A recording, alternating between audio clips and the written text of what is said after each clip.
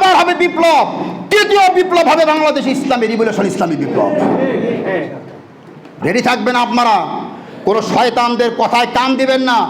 আজ হোক কাল হোক এই ভূমিতে শাহজালাল শুয়ে আছেন, এই জমিনে শাহ মাকদুম শুয়ে আছেন। এই বাংলাদেশ আজ হোক কাল হোক ইসলামী রাষ্ট্র হবেই হবে, কেউ ঠেকাই রাখতে পারবে না। الذكرى تنفع المؤمنين। এই মুনাফিকদের সামনে আল্লাহ তাআলা ঈমানের একটি চিত্র তুলে ধরেছেন তাদের সামনে। যারা মুনাফিক ছিল, এটা আমরা গত 2-3 সপ্তাহ আলোচনা করতেছিলাম যে যারা মুনাফিক, এরা কিন্তু ঈমানের দাবি করতো। এরা নামাজ পড়তো, রোজা রাখতো, হজ, রসুলের সাথে জেহাদে ওরা অংশগ্রহণ করেছিল। এদেরকে বোঝার কোনো উপায় ছিল না যে এরা মুনাফিক। নবী করিম সাল্লাল্লাহু আলাইহি ওয়াসাল্লাম অনেক সময় তাদের ব্যাপারে অনেক ঘটনার পরও তিনি চুপ থেকেছেন। এই জন্য চুপ থেকেছেন যে তাদেরকে যদি আমি হত্যা করতে যাই বা তাদেরকে যদি আমি আঘাত করি, তাহলে মুসলমানদের মধ্যে একটি ভুল বোঝাবুঝি তৈরি হবে, আমার সমাজ, আমার রাষ্ট্রে একটি ভুল বোঝাবুঝি তৈরি হবে। এই জন্য নবী করিম সাল্লাল্লাহু আলাইহি ওয়াসাল্লাম তিনি অনেক সময় ধৈর্য ধারণ করেছেন, তাদের ব্যাপারে চুপ থেকেছেন। সাহাবায়ে কেরাম অনেক সময় তারা কঠোর অবস্থায় যেতে চেয়েছেন, রসুল নিষেধ করেছেন অবস্থার প্রেক্ষিতে। তো আল্লাহ রাব্বুল আলামিন, এই জমানায় তো রসুল নাই, আমরা তাদেরকে চিনব কিভাবে? কারণ আল্লাহ তাআলা কোরআনুল কারীমে যা বলেছেন তাতে এটা স্পষ্ট যে মুনাফিকরা হচ্ছে সবচেয়ে ভয়ঙ্কর একটি দল, যারা চিরকাল ইসলামের ক্ষতি সাধনে তারা চেষ্টা করেছে, এখনও তারা চেষ্টা করছে। এই জন্য আল্লাহ রাব্বুল আলামিন এই মুনাফিকদেরকে চিনার জন্য আল্লাহ জায়গায় জায়গায় বিভিন্ন চিহ্ন আল্লাহ তাআলা বলে দিয়েছেন যে এদেরকে এইভাবে তোমরা চিনবা। সর্বপ্রথম যে বিষয়টি সেটা হচ্ছে যে যারা মুনাফিক, এদের এই ভণ্ডামিটা আল্লাহ রাব্বুল আলামিন তুলে ধরেছেন। এবং মুনাফিক তাদের সামনে আল্লাহ তাআলা ঈমানের যে মূল চিত্র, যেটা ঈমান কাকে বলে, এই মূল চিত্রটা আল্লাহ তাআলা মুনাফিকদের সামনে এই জন্য তুলে ধরেছেন যে মুনাফিকেরা যেন তওবা করে, খাঁটি মনে যেন তারা তওবা করে, এই ধরনের মুমিন যেন তারা হতে পারে। এই জন্য আল্লাহ তাদের সামনে সেই চিত্র তুলে ধরেছেন। দেখুন,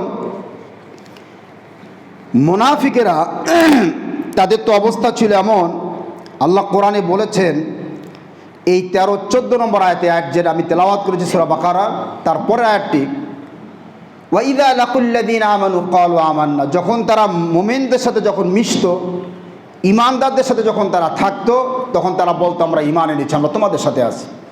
ওয়া ইযা খালাউ ইলা শায়াতিনহিম, শায়াতিন বলতে এখানে শয়তান মানে মানুষ শয়তান, আবু জাহেল, উতবা, রবিয়া, বড় বড় কাফের যারা মক্কার মুশরিক, এই কাফেরদের সাথে যখন গিয়ে তারা মিশত, তখন তাদের কাছে গিয়ে তারা বলতো যে আমরা তোমাদের সাথে আছি।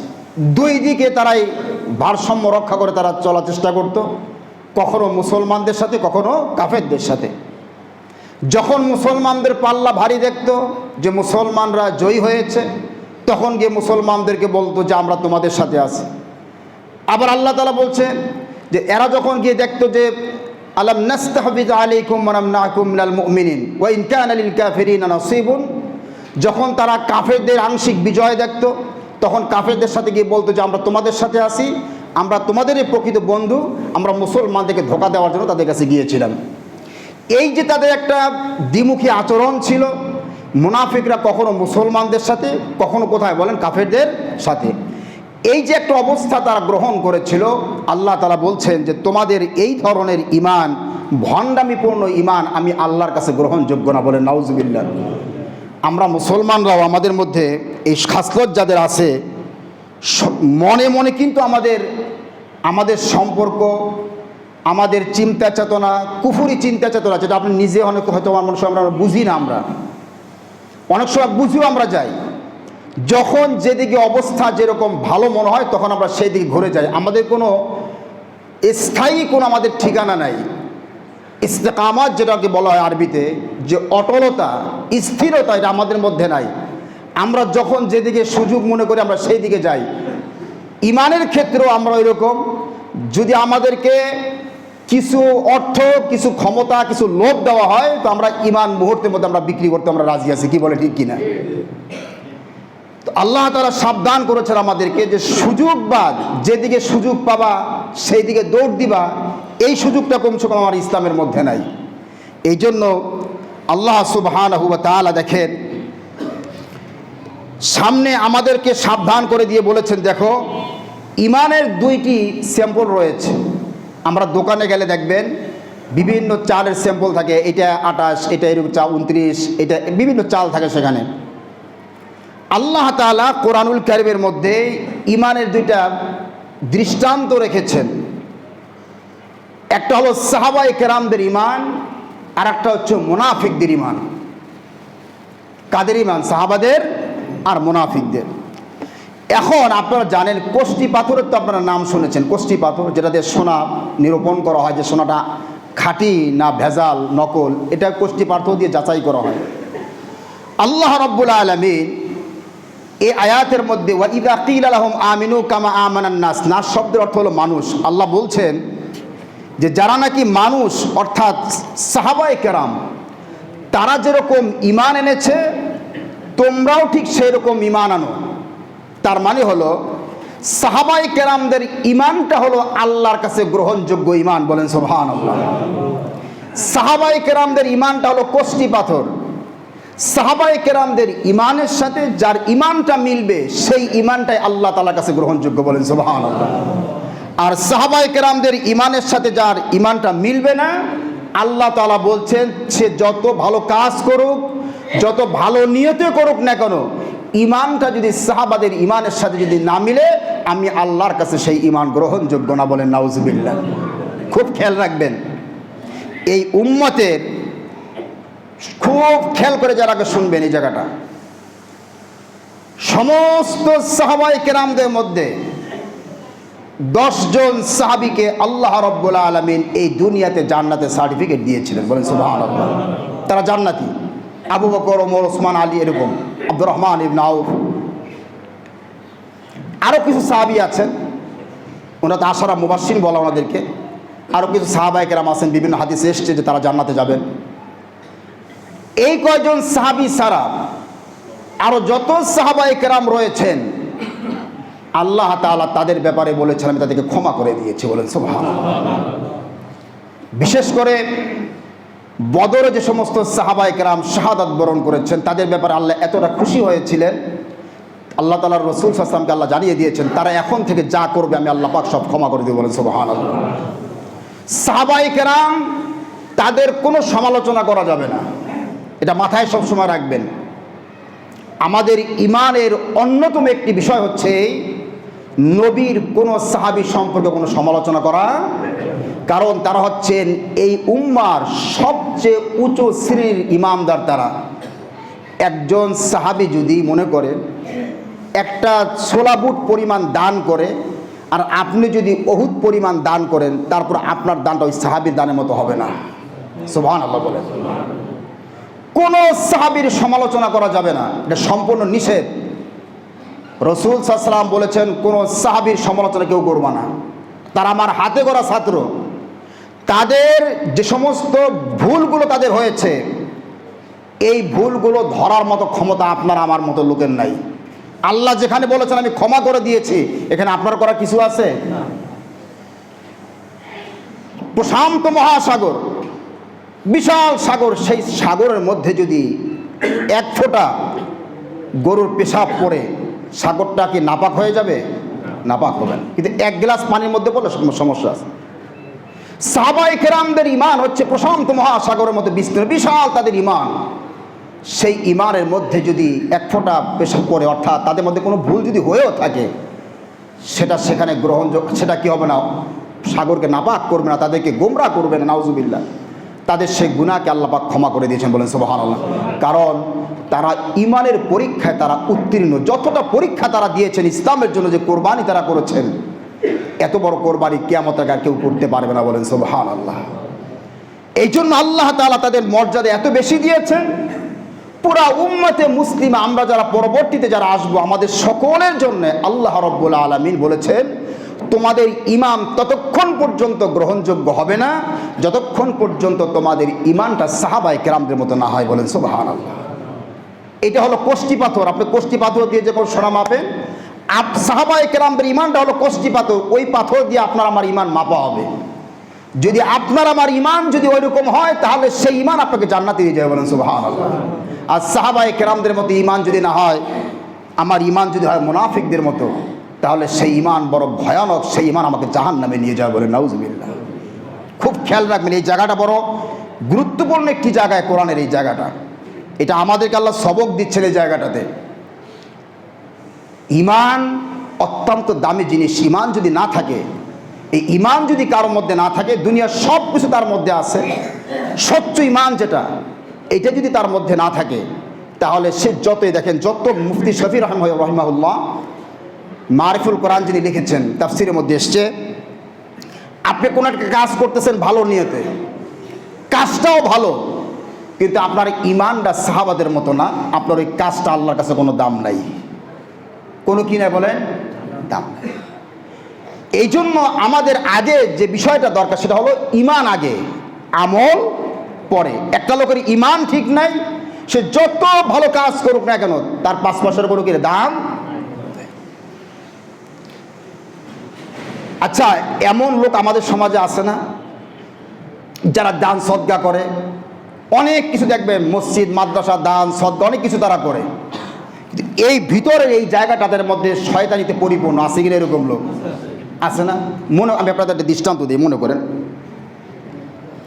এইখানে 1 লক্ষ লোকের একটা ইসলামের সম্মেলন হচ্ছে, খুব খেয়াল করবেন জায়গাটা।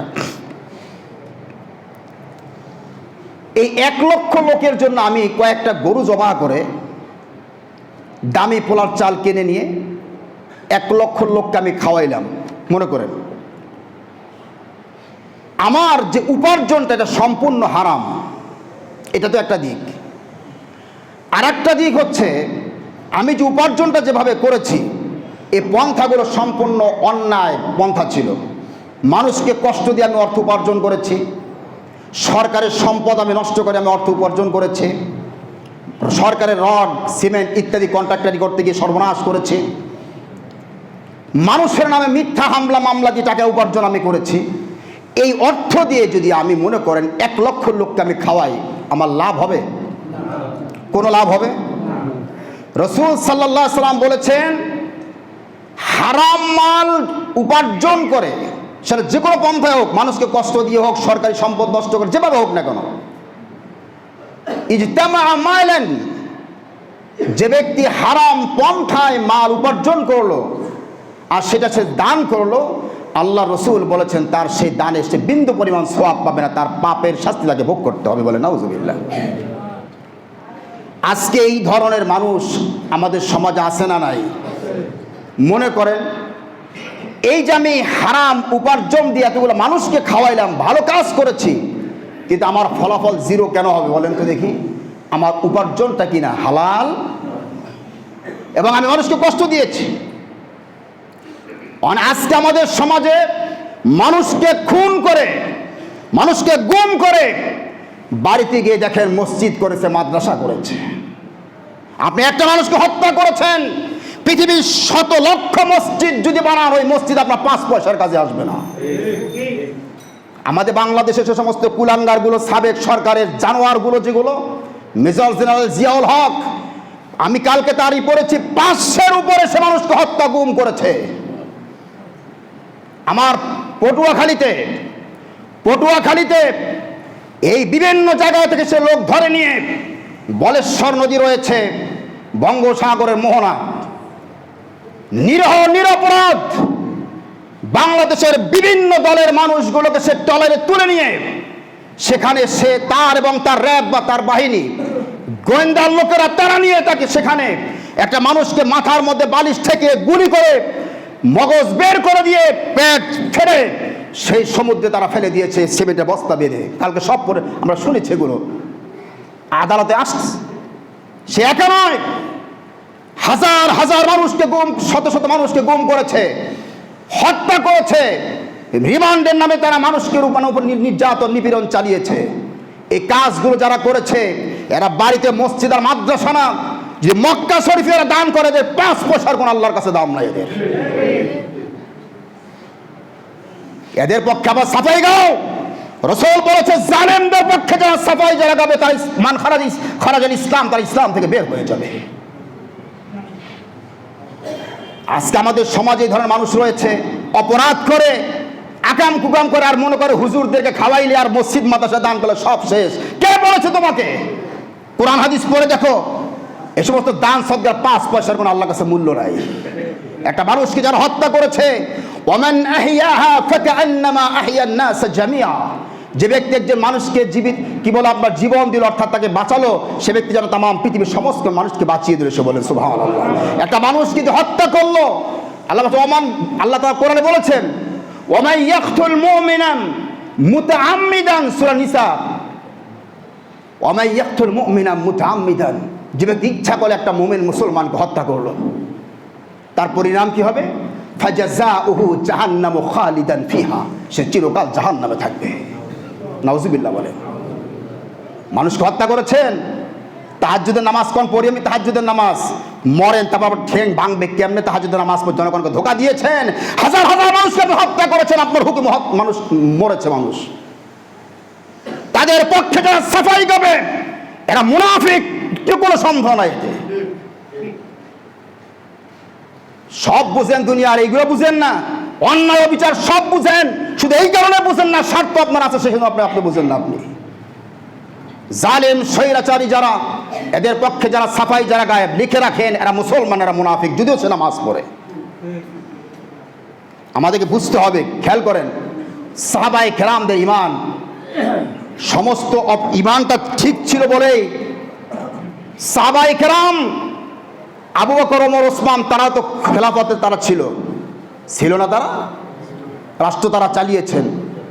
মুসলমান তো দূরের কথা, একটা অমুসলিম পর্যন্ত তাদের হাতে নির্যাতিত হয় না। বলেন সুবহানাল্লাহ।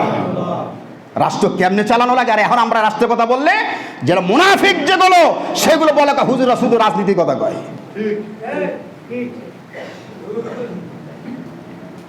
কোরআনটা গোটালটা এই কোরআনের মধ্যে আছে নাকি? বলেন কি আছে কোরআনের মধ্যে? কি আছে এর মধ্যে? রাষ্ট্র থেকে যে ব্যক্তি সব কিছু কোরআনটার মধ্যে দেওয়া আছে। বলেন সুবহানাল্লাহ। এই কোরআনটা দিয়ে তো আবু বকর রাষ্ট্র চালিয়েছে। এই কোরআন দিয়ে রাষ্ট্র চালানোর কারণে তাদের সমাজ থেকে দুর্নীতি, শয়তানি, বদমাশ সব উৎখাত হয়েছিল। আর এই কোরআন ছেড়ে দিয়ে মুসলমান এখন রাষ্ট্র চালায়, সব শয়তানি মাথায় জমছে এখানে। এই জন্য আমার ভাইয়েরা, ঈমান হতে হবে কার মতো? বলেন সাহাবায়ে কেরামদের মতো। সাহাবায়ে কেরামদের যে ঈমান ছিল, ওই ধরনের ঈমান যদি আপনার আমার মধ্যে না থাকে, আপনার নামাজ, আপনি কি নামাজ পড়েন? আপনি রসুলের পিছনে, আপনারা তো সাধারণ ইমামদের পিছনে নামাজ পড়েন। রসুলের পিছনে যারা নামাজ পড়তো মুনাফিকেরা, ধরার কোনো বুদ্ধি ছিল না। আল্লাহ তাআলা বলেছেন এইগুলো আমি জাহান্নামের একবারে নিচে ফেলাবো, অথচ রসুলের পিছনে তারা নামাজ পড়েছে।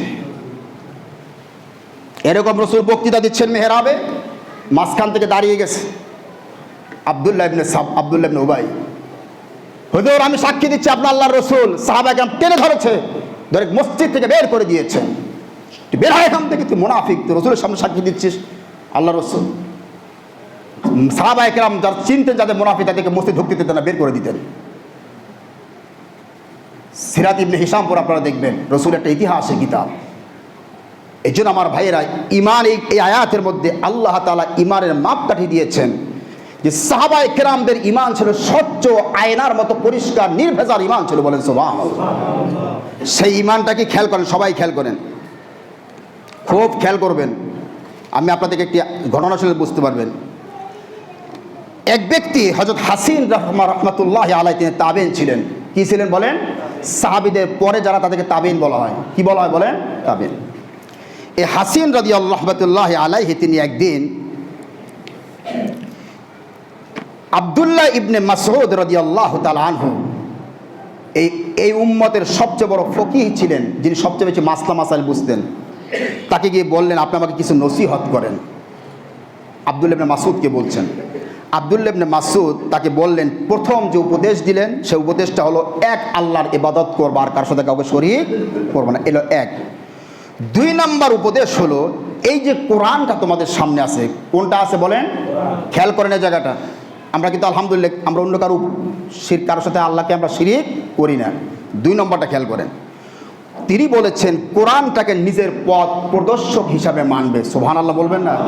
যে কোরআনটা তোমাকে যেভাবে চলতে বলে তুমি সেইভাবে চলবা। সুবহানাল্লাহ বলেন। এই কোরআনে যা আছে চোখ বসে মেনে নেবে, কোনো যুক্তি আর তর্ক দাঁড় করাবা না। কোরআন যা বলেছে কোনো যুক্তি এবং তর্ক কখনো কোরআনের সামনে দাঁড় করাবো না। এই কোরআন হচ্ছে আল্লাহর বাণী, বলেন সুবহানাল্লাহ। 3 নম্বর উপদেশ হচ্ছে কোরআনের কথা যে বলবে সে ছোট হোক আর বড় হোক তার কথা তোমরা মেনে নেবে, বলেন সুবহানাল্লাহ। এই 3টা উপদেশ দিয়েছেন। তাহলে আপনারা বোঝেন, প্রথমটা বাদ দিলাম, আমরা আল্লাহর সাথে কাউকে শরীক করি না, আলহামদুলিল্লাহ, বলেন আলহামদুলিল্লাহ। 2 নম্বর যে উদ্দেশ্যটা, সাহাবায়ে কেরাম এই কোরআনটা, তাদের ঈমান দেখেন কি ছিল, আমি সেটা বুঝাতে চাচ্ছি আপনাদেরকে। এই কোরআনকে পথ প্রদর্শক মানবে। পথ প্রদর্শক তো আপনারা বুঝেন না? মনে করেন আমার চোখ নাই বলতে পারি, আমার দৃষ্টিশক্তি নাই, আমি তখন কি করব? কারো পিছনে হাত ধরে হাঁটবো। এটা তো হাঁটে, দেখছেন না আপনারা অন্ধ মানুষরা, কারো ঘাড়ে হাত দেয় দিয়ে তারপর হাঁটে। আমরা সকলে হচ্ছে আমরা অন্ধ। সকলে কি বলেন? এ কোরআন হচ্ছে আলো। কোরআন কি বলেন? নূর। আল্লাহ বলছেন এ কোরআন তোমাকে যেদিকে নিয়ে যাবে সেই দিকে যাবে, কোরআন তোমাকে জান্নাতে পৌঁছে দেবে, বলেন সুবহানাল্লাহ। এটা হলো পথ প্রদর্শক। আমরা সবাই অন্ধকারের মধ্যে এরকম হাতড়াচ্ছি আমরা। এই কোরআন আমাদেরকে সত্য সুন্দর জান্নাতে পথ কোরআন দেখাবে। এক কথা, এই কোরআনুল কারীম আমাদের এই জীবন, এই দুনিয়া এবং আখিরাত উভয় জগতে এই কোরআন হচ্ছে আমাদের জন্য রাস্তা দেখায়, বলেন সুবহানাল্লাহ। সাহাবায়ে কেরাম এই কোরআনটা, এটা কার পক্ষ থেকে এসেছে বলেন? আল্লাহর পক্ষ থেকে। কারণ আল্লাহ তাআলা কি বলছেন খেয়াল করেন। আল্লাহ তাআলা বলছেন ইন্নামা কানা কাওলাল মুমিনিনা ইযা দুউ ইলাল্লাহি ওয়া রাসূলিহি লিয়াহকুমা বাইনাহুম আন ইয়াকুলু সামি'না ওয়া আতা'না। খেয়াল করেন সূরা নূর, আল্লাহ তাআলা সূরা নূরের 51 নম্বর আয়াতে বলছেন ইন্নামা কানা কাওলাল মুমিনিন, যারা মুমিন যারা তাদের কথা হলো ইযা দুউ ইলাল্লাহি ওয়া রাসূলিহি, যখন তাদেরকে আল্লাহর কথার দিকে, রসুলের কথার দিকে ডাকা হয়। আল্লাহর কথা হলো কোরআন আর রসুলের কথা হলো হাদিস। ডাকা হয় লিয়াহকুমা বাইনাহুম, যে তাদের মধ্যে ফয়সালা করে দিবেন। ফয়সালা কে করবেন? আল্লাহ এবং তার রসুল। আইয়াকুলু সামি'না ওয়া আতা'না, তখন একজন মুমিন বলে সামি'না, আমি শুনলাম আর মেনে নিলাম, বলেন সুবহানাল্লাহ।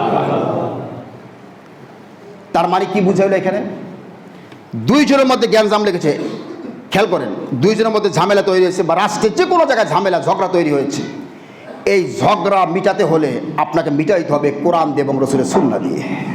সুবহানাল্লাহ বলে, অন্য কোনো জিনিস দিয়ে নয়। আপনারা মিটিংয়ে বসছেন, ওই মিটিংয়ে যে বিচার সালিশ আপনি করবেন, আপনাকে করতে হবে কি দিয়ে বলেন? ফাইন তানাযাতুম ফি শাইইন ফারুদ্দুহু ইলাল্লাহি ওয়ার রাসূল। কোন জায়গায় যদি তোমাদের ঝগড়া ফাসাদ তৈরি হয়, মীমাংসা করতে যদি দাও, সেখানে আমার রসুল এবং আমি আল্লাহ আমাদের কথা দিয়ে তোমাদের ফয়সালা করতে হবে, বলেন সুবহানাল্লাহ। ইন কুনতুম তুমিনুনা বিল্লাহি ওয়াল ইয়াউমিল আখির, যদি আল্লাহ এবং পরকালকে বিশ্বাস করো। সাহাবায়ে কেরাম তারা সব সময় কোরআনটাকে তারা সামনে রাখতেন। রাষ্ট্র বলেন, সমাজ বলেন, ব্যক্তি, প্রত্যেকটা জায়গায় তারা কোরআন দিয়ে তারা ফয়সালা করতেন, বলেন সুবহানাল্লাহ। এই কোরআনে আপনি মনে করেন এই কোরআনটা এত বড় একটা কোরআন, রসুলের হাদিসের কিতাবের তো শেষ নাই। কত যে হাদিসের কিতাব আছে, অনেক কাছে নামই শুনি নেই এখনো।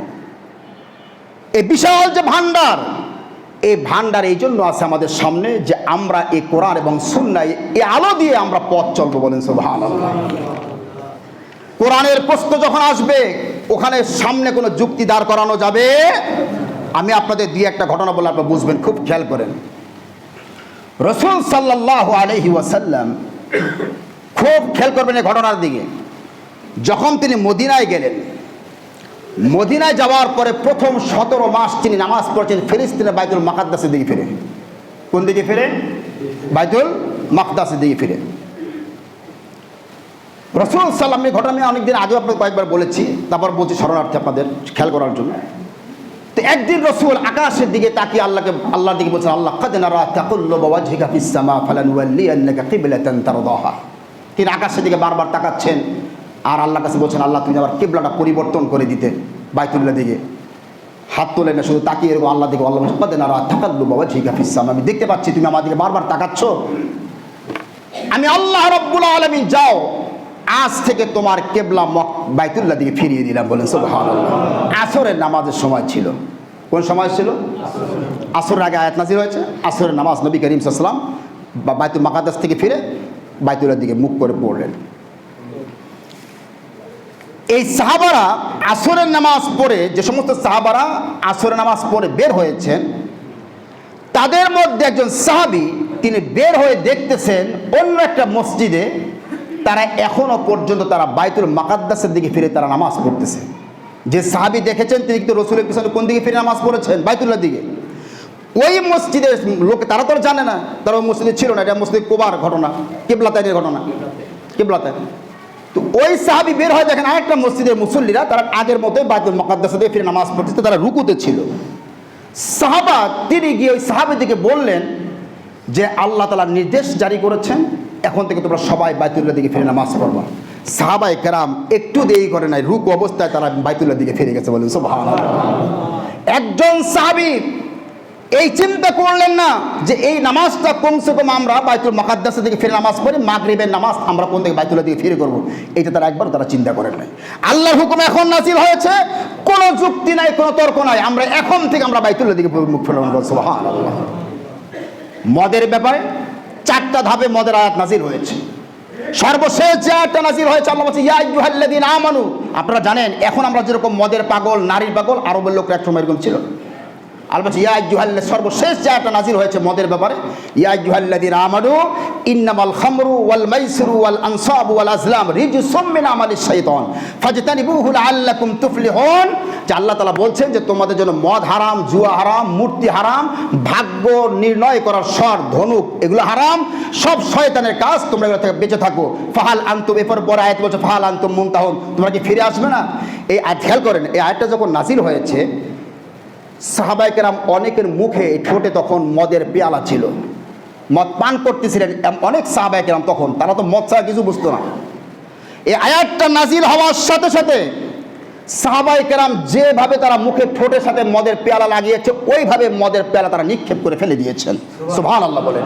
একটা মুহূর্ত বলে নাই যে আমরা এই পেয়ালাটা পান করি এরপর আর পান, কেউ বলে নাই যে এখন আয়াত নাযিল হয়েছে আল্লাহর হুকুম, এখন থেকে আমরা হুকুম মানব, এখানে কোনো যুক্তি নাই। ওই সাথে সাথে মদের পেয়ালাটা হাত থেকে ফেলে দিয়েছে। বলেন সুবহানাল্লাহ।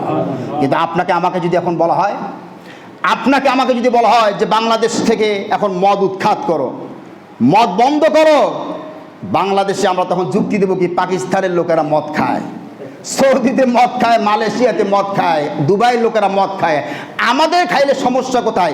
এই যে যুক্তিটা আপনি দাঁড়াচ্ছেন, আপনি মুনাফিক, এই জন্য যুক্তি দাঁড় করছেন আপনি। ইসলামের হুকুম হারাম, কে খাইলো আর কে কি করলো সেটা আমার দেখার বিষয় না, আমার আল্লাহ বলেছেন আর রাসূল বলেছেন, এইটা আমাকে মানতে হবে। বলেন সুবহানাল্লাহ। এর নাম হলো ঈমান। এর নাম কি বলেন? নামাজ পড়ার কথা বলেছেন, কোনো যুক্তি নাই, আমি নামাজ পড়বো। রোজা আল্লাহর হুকুম মানবো, যাকাত আল্লাহর হুকুম মানবো, মদ হারাম আল্লাহর হুকুম, সব কোনো একটা বিষয়ের সামনে কোনো প্রকারে কোনো যুক্তি দেখানো যাবে না। নির্দ্বিধায় বিনা প্রশ্নে আল্লাহর হুকুম মানার নাম হলো ঈমান। বলেন সুবহানাল্লাহ। কোনো যুক্তি নাই, কোনো প্রকারে কোনো যুক্তি দেখানো যাবে না, মাথায় ঢুকুক আর না ঢুকুক। কথা কি বুঝতে পেরেছেন? সাহাবায়ে কেরামদের ঈমান ছিল এরকম ঈমান, যার কারণে আল্লাহ বলেছেন খুশি হয়ে যে আমার সাহাবারা আমার কথা শুনে, আমার রাসূলের কথা শুনে আমি তাদের উপর রাজি, তারাও আমার উপর রাজি। বলেন সুবহানাল্লাহ। এই সাহাবায়ে কেরামদের ঈমানের মাপকাঠি এখন বুঝছেন। আল্লাহর হুকুমের সামনে কোনো যুক্তি দেখানো যাবে না, যুক্তি যে দেখাবে, কারণ এই আল্লাহর হুকুমের সামনে সর্বপ্রথম যে যুক্তি দেখিয়েছিল তার নাম কি? আজকে যদি বলা হয় যে বাংলাদেশ ইসলামী ইমারত হবে, একটা দৃষ্টান্ত আপনাদের দিচ্ছি, বাংলাদেশটা ইসলামী রাষ্ট্র, হুজুর আপনাদের আর কোনো খাইয়া কাম নাই, এখন রাষ্ট্র ক্ষমতা আপনাদের মাথায় ঢুকছে নাকি? আরো যে কত কি আছে, ধর্ম ব্যবসায়ী। তো ওইটা যদি বুঝেন, খারাপটা যদি বুঝেন, আমাদেরকে অনেকে বলে হুজুর আপনাদের রাজনীতির দরকার কি? আরে রাজনীতি তো মানে কোরআনে আছে, আমাদের রাজনীতির দরকার মানে এটা তোরে জিজ্ঞেস করবে, তোরে জিজ্ঞেস করবে রাজনীতি কি? আল্লাহর জমিনে, আল্লাহর জমিনে আল্লাহর আইন হবে, মানুষের কোন আইন আল্লাহর জমিনে হবে না। কি বলে ঠিক কি না? মানুষের কোন আইন, এই জমিন কার? বঙ্গবন্ধুর, জিয়ার, এরশাদের, এই জমিন আল্লাহর, পৃথিবীর কোন মানুষের নয়, জমিন যার আইন চলবে তার। এইখানে এত প্রশ্ন কেন তোমার মাথায়? আল্লাহর হুকুম মানতে যাদের কষ্ট হয়, আল্লাহর আইন জমিনে যারা চায় না, এরা নামাজ পড়ার পরও এরা মুনাফিক। কথা কি বুঝতে পেরেছেন? আল্লাহর জমিনে আল্লাহর আইন বাস্তবায়িত হোক, এটা যারা চায় না এরা মুনাফিক, তাতে কোনো সন্দেহ নাই। আল্লাহর জমিনে আল্লাহর আইন হবে। কার হবে আইন? আলা লাহুল খালক ওয়াল আমর, সৃষ্টি আমার, এই জমিনে আইন চলবে আমি আল্লাহর। মক্কার কাফেররা গিয়ে রাসূলকে বলেছিল, ইয়াকুলুন হাল্লানা মিনাল আমরি বিশুল আলী ইমরান পড়ে দেখেন, ইয়াকুলুন হাল্লানা মিনাল আমরি মিন শাই, হে মুহাম্মদ, এই জমিনে কি আইন বানানোর অধিকার ইখতিয়ার আমাদের নাই? আল্লাহ বলছে, রাসূল তুমি বলো, কুল ইন্নাল আমরা কুল্লাহু লিল্লাহ, কোন আইন তৈরি করার ক্ষমতা কোন জনগণের হাতে নাই, সব ইখতিয়ার আমি আল্লাহর। বলেন সুবহানাল্লাহ। জমিন আমার, আইন চলবে জমিন আমার, আইন চলবে কার? আলা লাহুল খালক ওয়াল আমর। সাহাবায়ে কেরাম এই জন্য তারা জীবন দিয়েছেন। বলেন সুবহানাল্লাহ। আর এই সাহাবায়ে কেরামদেরকে মুনাফিকরা বলতো, এরা, এই যে আল্লাহ হয়তো বলছেন, এরা বলতো সাহাবায়ে কেরাম বোকা বলতো, বোকা। কি বলতো বলেন? আল্লাহ বলছে, এই আমাদের সমাজে দেখবেন যারা শয়তানি বদমাশি করতে পারে, চুরি চামারি করতে পারে, বদমাশি, এরা খুব চালাক মনে করে। কি বলে ঠিক না? স্মার্ট। স্মার্ট স্মার্ট কি আল্লাহ কি বলে? আল্লাহ স্মার্ট। আর যারা সরল সোজাভাবে চলে, 9-6 বোঝে না, দাঁড় এটা বোকা, এটা কিছুই বোঝা, আর সমাজতে বাইরে এটা আছে কিনা এরকম। আর যদি হুজুর হয়তো তারও সর্বনাশ হয়েছে। তারা কিচ্ছুই বোঝে না, সবে বুঝি আমরা। মনে করেন বুঝি না কিছু, কিছুই বুঝি না, সবে বুঝি, কিন্তু আমরা বেশি বুঝলে আপনাদের সমস্যা হবে। আমাদের বেশি বোঝা ভালো না। আপনারা যারা চালাক নিজেদেরকে মনে করেন, আপনাদের মতো যদি চালাক আমরা হইতে যাই, সমাজে এরকম মারামারি লাগবে। আপনি মানুষকে ধোকা দেন, ওটা ওই মাথার চিটারি বুদ্ধিকে আমার মাথার মধ্যে নাই। আপনি কি মনে করেন নাই? তো আমার বিবেক হবে না, আমার ইমান আমাকে বাধা দেয় যে চিটারি করা যাবে না। সবে বুঝি আমরা। তো সাহাবায়ে কেরামদেরকে তারা বোকা মনে করতো, বলে কিচ্ছু বোঝে না। সেই সাহাবায়ে কেরামদের মধ্যে ওমর, আবু বকর, ওসমান, আলী গোটা বিশ্বব্যাপী শাসন করিয়ে বোকা লোকগুলাই দেখিয়েছে পৃথিবীর ইতিহাসে এরকম শাসন ব্যবস্থা আর কিয়ামতের আগে আসবে না। বলেন সুবহানাল্লাহ। ওইরকম আরো কিছু বোকা লেখা আফগানিস্তান শাসন করতেছে। হুজুররা পারবা পুরা পৃথিবীতে একটা দেশ দেখাও তো, ওদের মতো শাসন করতে পারো? পুরা পৃথিবী দেখাও তোমার, পুরা ওয়ার্ল্ড, পুরা পৃথিবী চ্যালেঞ্জ। আফগানিস্তানের জমিনে কেউ দুর্নীতি করবে, কেউ মদ খাবে, কেউ জুয়া খেলবে, তার বাপের হিম্মত সেখানে নাই। ভারতরে তো আমরা এরকম নমনম করছি বাংলাদেশে, ভারতরে, সে ভারত আফগানিস্তান এখন নমনম করে। এই জন্য আমার ভাইয়েরা, যারা বেশি চালাক এরা এতদিন রাষ্ট্র চালাইছে, যারা বেশি চালাক এরা রাষ্ট্র চালাইছে, রাষ্ট্র সর্বনাশ পুরো ফোকলা করে দিয়েছে বাংলাদেশটাকে। বোকারা যারা, ইমানপন্থী যারা, এদের হাতে রাষ্ট্র গেলে দেশ দেখবেন পুরা সোনার সোহাগা হয়ে যাবে ইনশাআল্লাহ। বলেন সুবহানাল্লাহ। আল্লাহ তাআলা যে আমাদের সকলকে তৌফিক দান করে বোঝায়, বলেন আমিন। এই বাংলাদেশ যেন ইসলামী ইমারত হয়, বলেন আমিন।